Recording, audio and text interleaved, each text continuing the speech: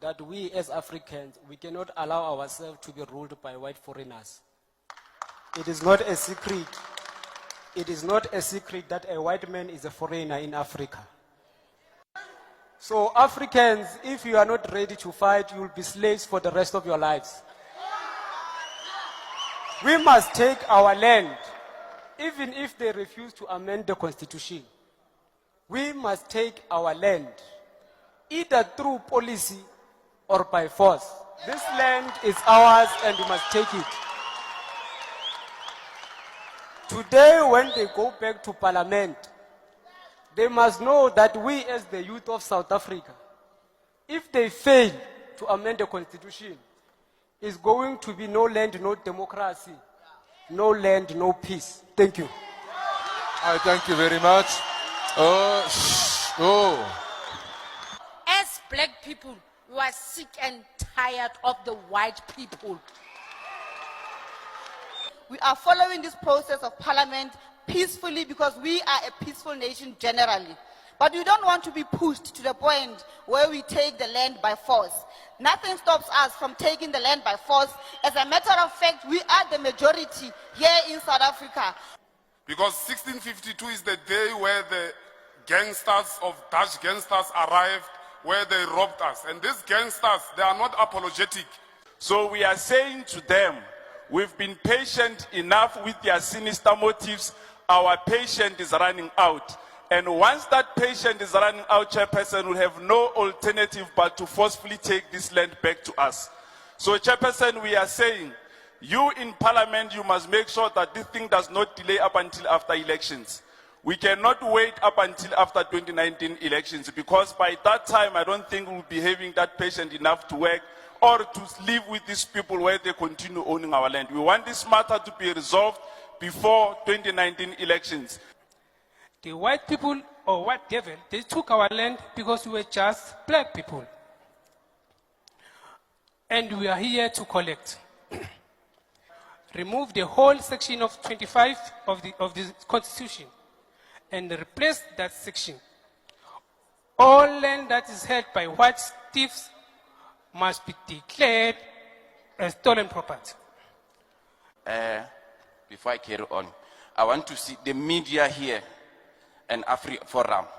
They should make sure that all this that has been said across this committee review, they have been spread through the world.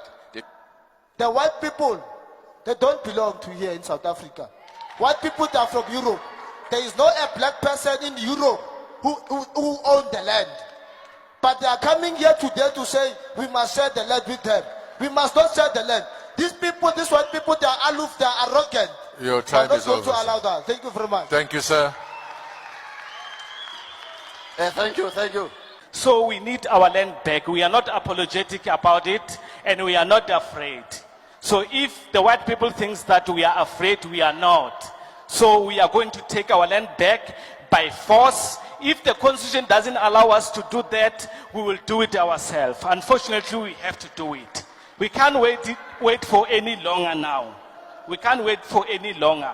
If the ANC think that we are playing, we are not playing. So they must cooperate and have a plan, because I can see that they don't have a plan. Whites never seek reconciliation with us. The only reconciliation that we are seeking is the return of the land without any bloodshed. Any white person who thinks that is going to approach any reactionary court of law, that application must be declared unlawful and a vexatious application. Expropriation without compensation should already start now. No, don't wait later, because otherwise we will take the land physically if they don't give it us peacefully. I thank you. Whites undermine us because we don't have the land. You have a degree, you've got masters.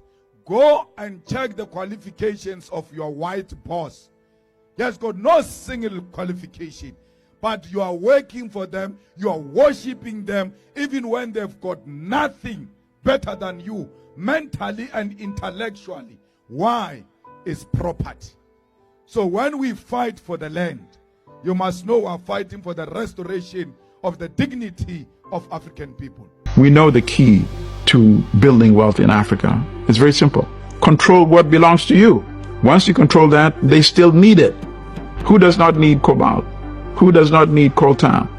Who does not need copper? Who does not need uranium? They need all these resources. Who does not need the natural gas? Who does not need the petroleum? They still need it because the economies are fueled in a certain industrial way.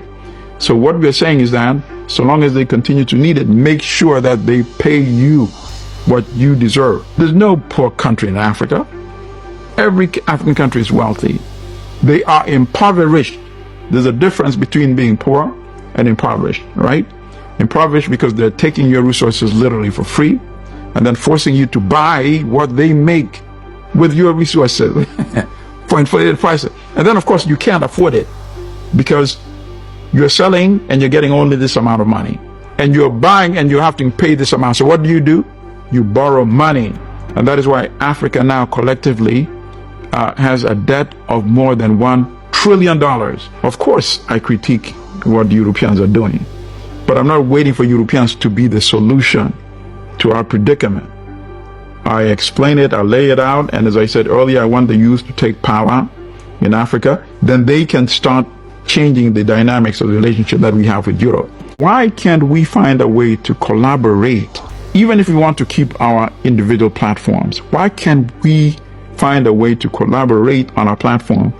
If we came together, and I've been talking about this for a long time, we can even do a digital meeting, conversation, and get like-minded 50 people who have decent platforms.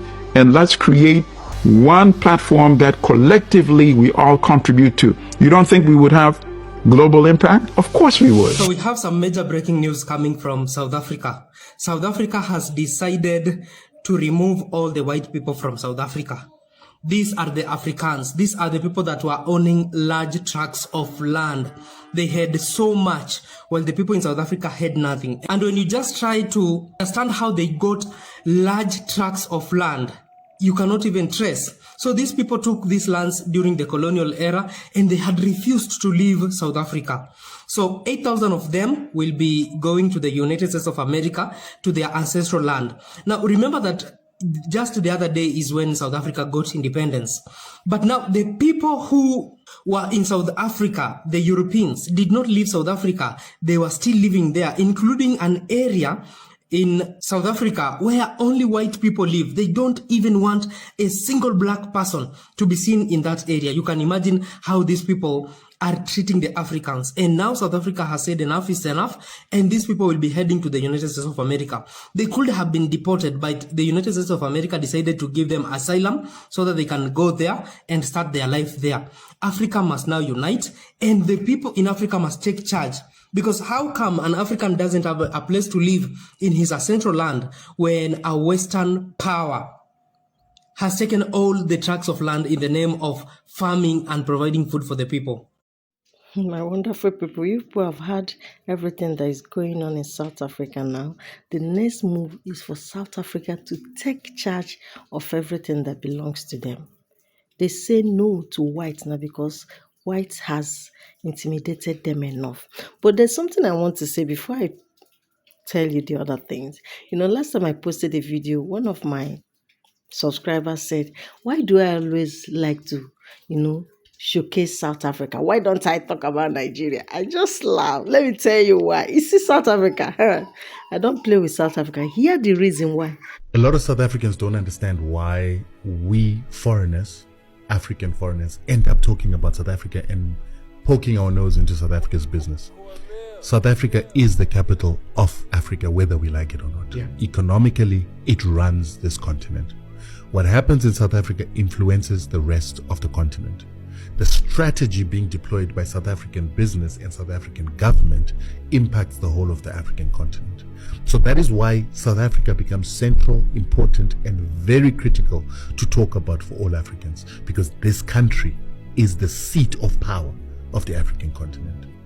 And we believe that this seat of power has the ability to empower the continent so that it doesn't become dependent on South Africa, or it has the ability to dominate the continent in a way that makes people dependent on South Africa. Sure, you don't hear Namabi why I always talk about South Africa, because you see, let me tell you, South Africa is very important to me because it's the city of power of other African continents. And whatever that happens in South Africa, I must know, because it will influence my interest so much as an African citizen. So please don't ask me why I love Africa means so much. Let's go ahead. So concerning what is going on now in South Africa, about the youth coming out to say they want to take charge of their land, are you in support of this? Are you backing them up, or you're saying the whites should also continue doing whatever they are doing in South Africa?